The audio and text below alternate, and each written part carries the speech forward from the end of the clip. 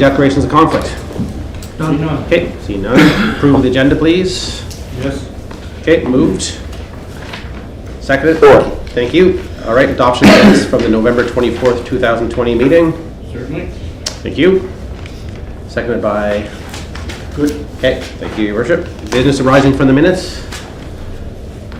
Okay, seeing none, so we'll go right into reports. So, fire report, Chief. Thank you, Chair. The operational report extends from November 19th, 2020 to January 19th, 2021. Total fire inspections were 87. Follow-up fire inspections were 34. Complaint inspections, there were none. Inspections with hazard compliance orders issued, there were 12. Inspection files that were closed, we were able to close 40. Plans review, permits, safety plans, and consultations, there were 11. Fire investigations, we had 8. Engine 1 crew visits, there were 10. Emergency responses for a total of 127. In District 1, there were 61, Station 2 at 41, and there were 25 in fire inspector columns as well. The total time on scene, 60 hours and 15 minutes. Training, weekly department training consisted of company drills, SCBA and TIC, thermal imaging camera, and gas monitor familiarization. Members also practiced with roof saws, positive pressure ventilation fans, and natural rescue tools, live fire drills, search and rescue practices, vehicle fires, and automobile extrication scenarios were also practiced. All applicable COVID-19 safety precautions continue to be practiced by the department members during training, emergency responses, and daily station activities. Our department also involved in blood donation for the SARS for Life initiative and collected cereal prior to Christmas for the food bank. We've also had 14 new recruits attending level 1 fire school, which started on January 11th. The department also has several apparatus and many members paying respects to parade and funeral services for the passing of PEI Firefighter School Fire Chief Miles Bolter. Also, I've got a few extra comments myself. Engine 6 has been put into service on January 11th. It's always good to mark these dates when you leave the service. Former Engine 1 is currently receiving body repair work and shall be back in the station probably at the end of the month. Ladder 1, the pre-built meeting took place on January 20th, so we finished signing off the papers yesterday, and that truck will start to be constructed. Both the fire prevention bylaw and the EMO bylaw remain under review. Emergency generators remains to be in the design phase, and hopefully we'll have emergency generators installed this spring. Work continues on the capital budget and the operational budget, as you know. Also, I received an email last week from a gentleman from Sussex, New Brunswick, and they have the Charlottetown Fire Department's first ladder truck. Oh. And I have a picture of it here. I'd like to share with council. The gentleman would like to sell it. There's a picture of it in current state, and there's when we had it in service. Wow. So I'm not sure what committee would like to do. The asking price is $2,500. I'm just sort of looking for a discussion to see maybe we want to buy it, back. maybe we don't want to, that sort of thing. Maybe we want to look at it first after restrictions are lifted, that sort of thing. So how old would that, 1923. and the one that we currently have out front that we put on display? 1927 and the 1916 at Station 2. I see that. So there 20 is, and 2,500 is so it's what they're asking for it? and there is a picture taken in front of the old station here in Queen Street where all 3 trucks are displayed. Can we hold it in that picture? I think so. So is there any money in the budget to allow for this purchase or transfer, or is this something that you need something from finance? We would have to go to finance. Okay, okay. And the thing is, if you purchase it, then where do we put it? That's right. And then what are we going to do? Yeah. So That was my question. You haven't got someplace to put it, and it's always nice to have. Where are you Well, going to put it? Put it in the new station. again, we have the old one that we put out front here that seems to be, tourists love it. maybe we put it out at the other station when it's built, or, but again, do we have room to store, do we have somewhere to store it in the meantime? Right. There's a few things that had to get worked out. And then, you know, the offer's there. At least I could be able to get back to the gentleman and say we would like to take a look at it once COVID restrictions lift, and we'll go from there. Good idea. That'd be What's the committee think? Are you? I'll put a motion to buy it. Get have a look at it. Well, we can certainly take the finance too, the 2,500, at least secure the funds in the event that we do want to buy it. But if it's our direction to move forward and get it back, then okay. So okay. Council Ramsey can drive them over. Councillor Duran, what's your thoughts? Yep, go ahead, yeah, correct, that'd be great. Okay. I'd say get more info, like the chief said. Oh yeah, but we'll take it to finance Oh, yeah. for at least 2,500, and if we don't spend it, we don't spend it. But we'll at least get the talks okay, during the so budget. Secure for 2,500. We'll do that, and then you chat and get further information. Can you beat him down to two guys? Yeah, can you beat him down? I mean, with the trade-in? Well, you need your money, chief. The nickel did come back to us for $1. Hold it. How much did we sell it for? I said, how much did we sell it for? I have no idea. No idea. 500. Just to Yeah, sell a house. Money making business. I just tell the members that there's no overtime because you're buying another truck. We're gonna put a regular Remax license plate. Oh, you stop! I knew that was about Kevin. All right, perfect. Okay, any questions for the chief? Could I just ask, Mr. Chair? Sure. What's the update on the design for the Station 3? Any work? Have they approached you on where they're going with it? We've had one meeting on it, about 10 days ago, I guess now. Yeah, about 10 days ago. They've come back, the purchase order's been issued, we've had one meeting, they're looking for some information, we've put out that information, and we're supposed to meet either today or tomorrow. Thank you, sir. The meeting date hasn't been confirmed, however. All right, any other questions, chief? Good. Just a couple other things I'd like Sure. to get to tidy up 2020. Yep. If you don't mind. Our calls were down from 2019. We're down about 159 calls going into 2020, finishing off 2020 rather. The busiest day for Station 1 was on a Friday. Our Friday was our busiest day. Station 2, the busiest day was Wednesday. Any idea why? It's just the way it works. Okay. The busiest time both days was 8 to 4 for the daytime. Those are our busiest calls. And Station 1, we're on scene 138 hours and 23 minutes, and Station 2, we're on scene for 180 hours and 60 minutes. So just some quick facts there to sort of tidy up 2020. But no idea. So from 8 to 4. Again, I'm assuming that people aren't home, and Correct. that would lead to the majority of the calls at that point. Automatic alarms in office buildings, retail stores, that sort of thing. Okay. So it could be more vehicles on the move, more traffic accidents. That sort of thing. Councillor Ramsey. How is our arrival time and all that, chief, from both stations? Are you still satisfied with it, or? Yes, still satisfied with the response time. Yeah, there's nothing sort of pushing anything back or anything that we're missing the mark by 5 minutes or 10 minutes or 15 minutes. There's no worry there where I'm concerned. Excellent, thank you. Thank you, Mr. Chair. You're welcome, Councillor Ramsey. Any other questions? Councillor Duran, do you have any questions, comments?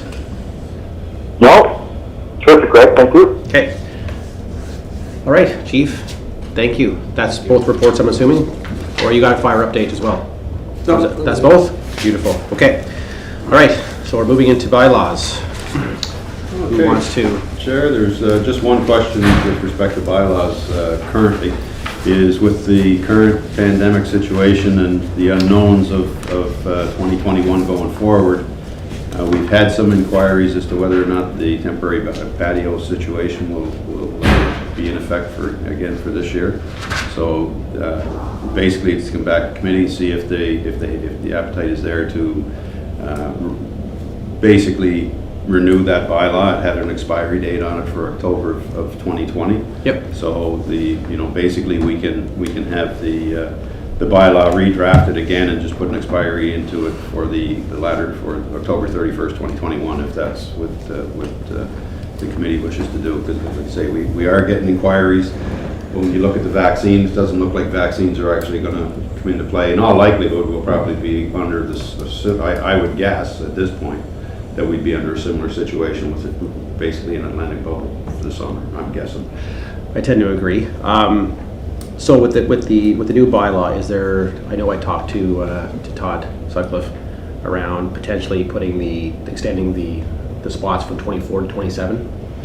Well, that would be under the other one. Okay. But if we were to look at this one, we don't have to touch that. Okay. This would just be temporary for this year for people to put in, and just for this year again, basically because of the pandemic.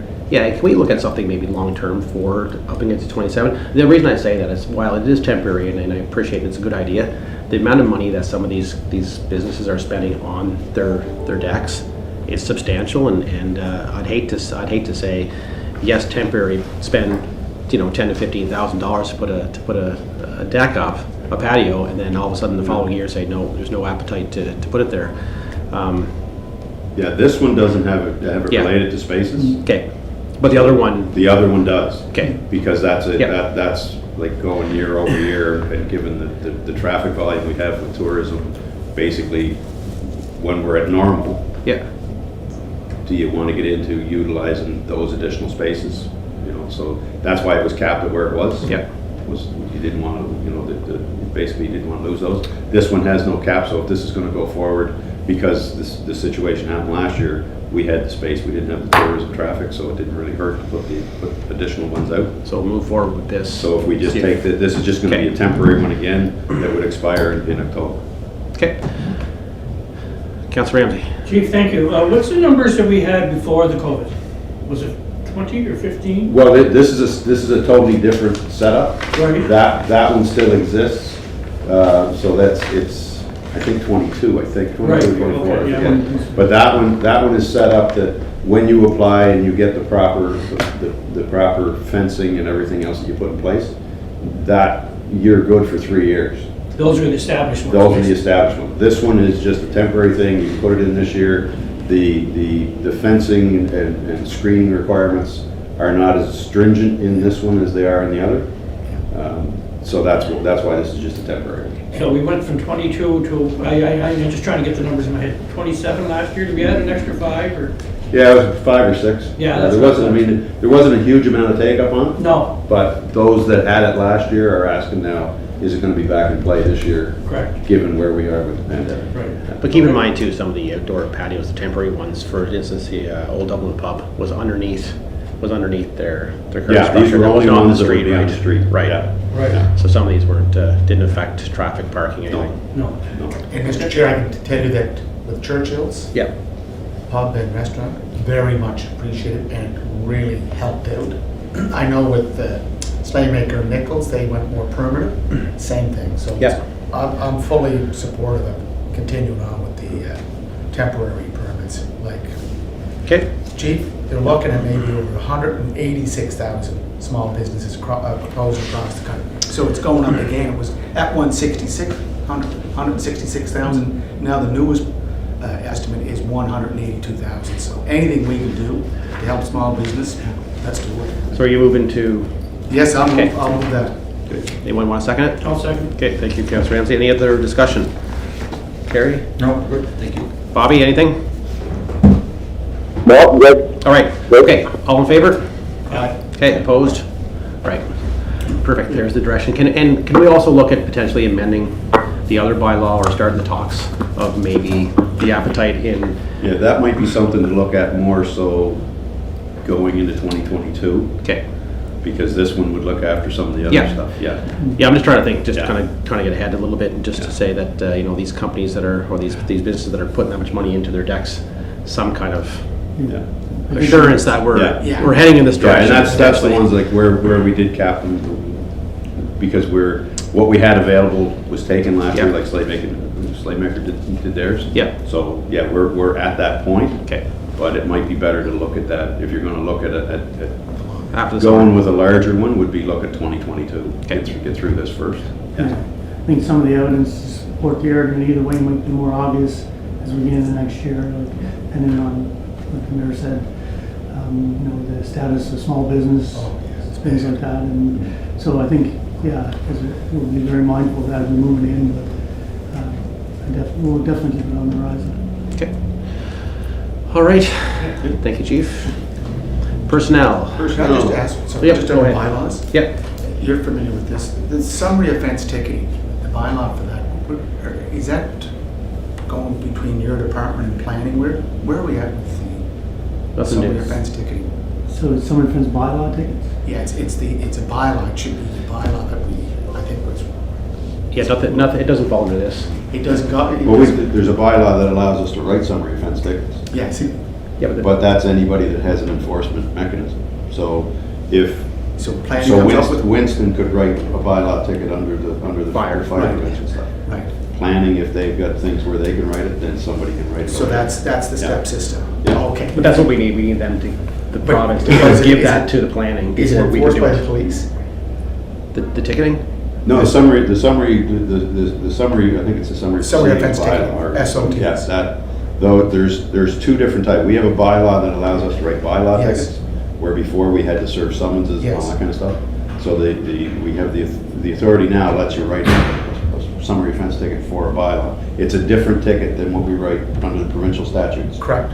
We get them printed up with the city's logo, all that kind of stuff. So that allows the city to have the mechanism to use that ticket to lay charge. So planning could issue the ticket, send it to us, we get somebody to swear the information, and off it goes. Is that the case that, Yeah, we're looking at a couple Yeah. of cases. yeah, we are. Okay, thank you. They built an accessory building and they didn't have the permit, and either we take them to court or we apply a variance after the fact. Yeah, yeah, they would have to. This would prevent that. Yeah. At the end of the day, planning can either write it up or they can give it to, but they would have to supply us, if it was us that was gonna do it, they would have to supply us with a file that we could take forward to lay the charge, and then they would have to go to court, not us. We're just, so it'd be the same thing, they'd have to make sure that they've got all their ducks in a row in terms of a file to proceed. Thank you, Mr. Chair. Okay.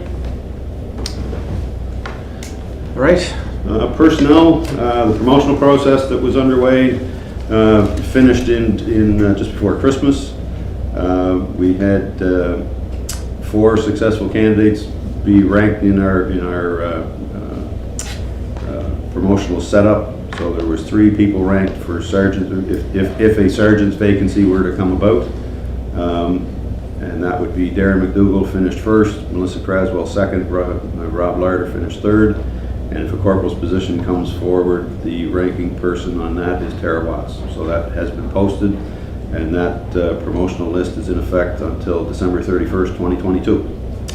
So that's the outcome from that. Perfect. Training, we're fighting up some of the Police Act training that was carried over from last year. That's underway now. We've got both first aid training and domestic violence training upcoming in April. First aid's underway now. The APA contract is, we had a couple of dates set for tomorrow to start the discussions in terms of negotiations, but the proposal package hasn't been received yet, so that's been delayed, so we're figuring that's gonna happen in the next week or so. But the proposal packages are being put together, and they'll be exchanged, and negotiations will be underway. In terms of vacancies, there is currently we're reviewing the reception ticket position to create a short list for interviewing purposes. So that's underway as we speak. And there's an operational records clerk position that may be looked at once the reception position is done. So on the off chance that there may be another vacancy from that, we'll see what happens. But that's where we are with that. And we had one member that is out being replaced in forensic ident. So we have a member currently in Ottawa taking the forensic identification course. He is there now, and he'll be concluding his coursework in March.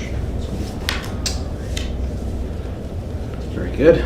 And we're in the process of finalizing, we had an expression of interest out to, it's basically just a lateral move within our major crime unit, and so the expression of interest is out. We've had some candidates put their names forward for consideration, and that should be out the next day or so. All right. Thank you, Chief. Any questions? personnel? I do, Councillor Ramsey. I met Chief, our deputy chiefs. I met with Christy McKay last week for an hour. We looked at the whole Charlottetown Rural. Sean, maybe you're updated on that. I have been Should I wait for updated. you? You can wait. I was gonna bring it up. Okay. Under community. Excellent. Okay. Okay, Yeah, sorry we'll get about to that. it for sure. Yeah, sorry about that. Okay. All right, so you good? Okay. All right, next. Next is our discussions with the province on mobile mental health. As we'd indicated before, the process was kind of going a little bit, they're getting a little out in front of their skis a little bit in terms of staffing and that kind of thing. Most recent comments, I guess, are with regard to looking at piloting a mobile unit with ourselves and the RCMP. That's, we still have to get an MOU to put together, but if you want to speak on that a little bit more, Sean, if you want. Sure, Chief. So the structure is starting to come together. There's still 2 or 3 options that are in play. The funding is getting there. We're basically waiting for approval from Treasury Board. So when Treasury signs off on it and we know the money is for real, one of these options will slip into place fairly quickly. But we're not doing anything until the Treasury Board is signed off on it. Okay, so all these monies are from the province, and is it funding a position, or? That's what they're proposing. talking about, Okay. is provincially funded positions. Okay. They've had to go back to the drawing board because what they had originally, in their initial discussions, was basically establish a mobile unit within each of the counties. Okay. And their initial, what they came back with, whether it was mix-up in communication, our understanding was that they would fund the positions for each unit. They came back to say, oh, we're only funding half. And so then we did the math. We said, okay, so you've got funding for 3 officers. They said, yeah, but really we might be looking at half that. But yeah, we can fund 3 officers. And then we went, well, 3 officers is not going to work. If you're going to put those things in the counties and have them operate for a certain percentage of time every day, 7 days a week, you need between 9 and 12. So you're going to have to go back to Treasury Board and rethink this thing. Okay. So that's where they've morphed it now to say, okay, let's see if we can pilot it in Queens. That's where most of the mental health calls are anyway. Okay. So that's kind of where they're sitting, but we've said, you know, let's see what you're going to do, and let's see what we can put together around an MOU before we're going to really go down a whole lot of roads. Now, we have been able to take advantage of some training. They did bring some people in from Newfoundland that came in to do some training, so they were in a training course last week, so we've got 5 people trained, plus we're getting a trainer trained. So eventually we'll have all our staff done. Awesome. Yeah, so that was something we were able to accomplish out of it so far, so we'll see Okay. what happens with the MOU. Perfect. Any questions? No. Comments? Clear. Councillor Duran? Well, thank you very much, Councillor Babette. I have no questions whatsoever. Thank you. Perfect. All right. Community policing, Sean? Okay, just to go in depth a little bit further on what the chief was saying with the SIT course, the crisis intervention training. A lot of our energies were put into that. This is pretty big deal. That course was held down at the Delta. So we had 5 officers. The RCMP had probably around 8. In Summerside and Kensington had about 5 or 6. So it was an extensive course, week-long, put on by Health PEI, Dr. Dudrick. They did a lot of scenarios, a lot of different things that are going to prep our officers up for being at least someone per shift that's trained in mental health. And it's really what the community is looking for, so it's good to be able to roll that out. And then if the mobile mental health crisis unit does get off the ground, we're prepared because one of the people who have this training is going to be our first person in the unit. So we have our people in the queue if this unit does come off the ground. Further to that, we had participating in something called Sirens for Life blood donor drive. Bit of a competition between us and other municipal departments in RCMP to see who can donate the most blood. I think it runs through January and February. So we'll give you an update on that next month on how we did. hopefully good. From the school resource officers, they're back to work January. I have both of their monthly reports that are fairly extensive on the kind of things that they've done throughout the month. It's mainly been seizing of small amounts of drugs, a lot of COVID-related issues, counseling, and education. I'd be happy to go over it if anyone wants to read it after the meeting. Councillor, as far as the traffic and pedestrian issue at Charlottetown Rural, she did brief me on that, and she talked about the drone being an option, and the other thing I suggested to her was because it has something to do with traffic as well, and it's a city street, that she should go through our traffic services officer, Constable Kaiser, as well, and Constable Kaiser is working hand in hand with Scott Adams on making some of the decisions, whether maybe looking at a possible sidewalk or how we could fix the problem. My only question, Deputy Chief, thanks for that. As I said, we sat in my car for an hour and we watched all the traffic. It's more in the Raiders Road, I guess, between the ballparks. And I was talking to Scott Adams also, and we were looking at maybe getting a sidewalk there. But what about signs out? Is that Public Works or is that police? It's sort of moving towards Public Works doing it and us giving our recommendation on it. Because when the buses come out, on that back part, like there's no stop sign there, and we sat right there. Cars and everybody are just driving right through. Even if we had a stop sign there, and then the no parking on the right-hand side. And is that on school property or city property? And especially soccer fields right there too, right? And then the street and then the school. We're going to look into it. Okay. And we'll, from my understanding, from you being there and from Constable McKay, it's an issue. And there is safety concerns, so we're definitely going to see if there's a way we can. And that's why I'm sort of pushing if we had the sidewalk, because we sat there, and last week there was no snow, so they're walking on both sides of the street. But when there's snow, they're going to be on the street, right? The students are going to that back parking lot to get their vehicles. And it's just a safety issue. It's mainly because they've opened up a new parking lot, right? Exactly. Yeah. Okay. Okay. So Excellent. Thank you for looking at that. we'll report some further to you there next month on that. Thank you very much. Okay. So just, was there an incident, or, because this is the first time I'm hearing anything of this as chair of the committee? We're trying to prevent an incident.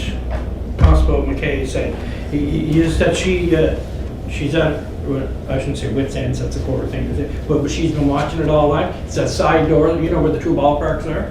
It's a side door where they're all coming out and they're just up and down both sides of the street. Plus there's people parking on both sides of the street, right? So we're looking at, even if we had the signs there, no parking on one side, and then at least people aren't gonna park there. But then we sat there and the cars coming up where the buses are, and there's no stop sign, so they're just whipping right in. And parents are a lot to blame for this, because parents are there picking up their kids.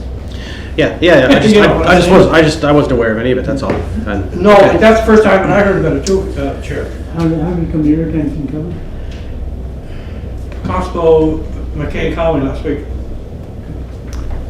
So she asked me to drop out there, that's all. And so I dropped out there, and we sat in my rig for an hour and went from the front to the back. Like the front you can't do anything about by TVI and everything, because traffic is just going and flowing all the time. Right?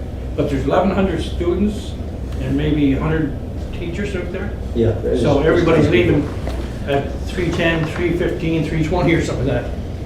And apparently it's a new problem because of the new parking lot. So whenever you create something new, you get a little wrinkle in it, so that's... Yeah, they're using our parking lot, which is between the central field and the other field.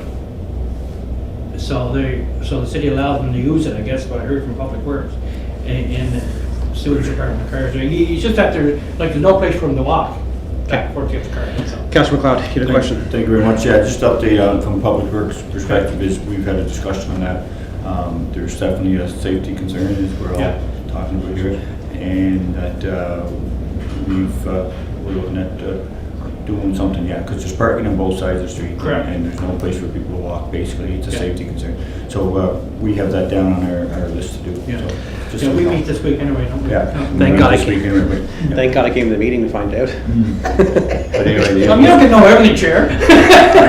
Chair, yeah, no, Good news, whatever, is that it has got to go, it works, and we are Yeah. going to, Both departments working together. yeah, looking forward to fixing It's a that. safety situation. issue, that's all, Yeah. as you said, Councilor Tucker.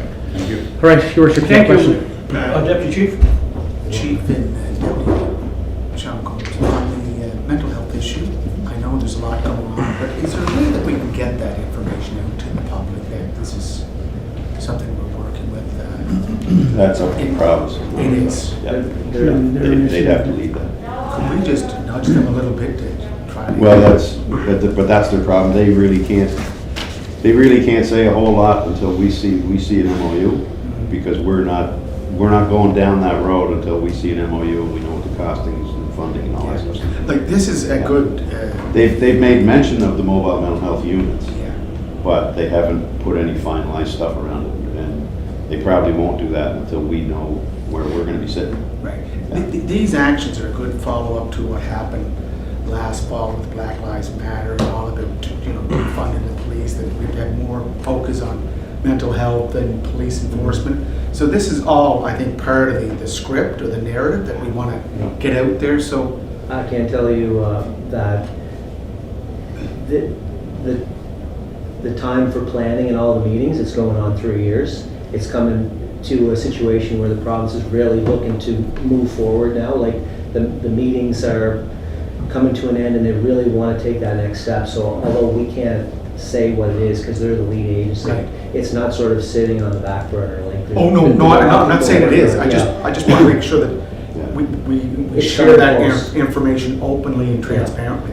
Yeah. That's all I'm asking. And it's a very good follow-up Yeah. to everything that took place last fall and right up until January 6th. Just, I think this is a time to Yeah. promote good news. Yeah. Thank you. We were going to promote the crisis intervention training on our website, but there was some issues with the province wanting to be the ones lead? that took the lead on Okay. that. So we were ready to go to publicize that, but we're kind of secondary to them on this.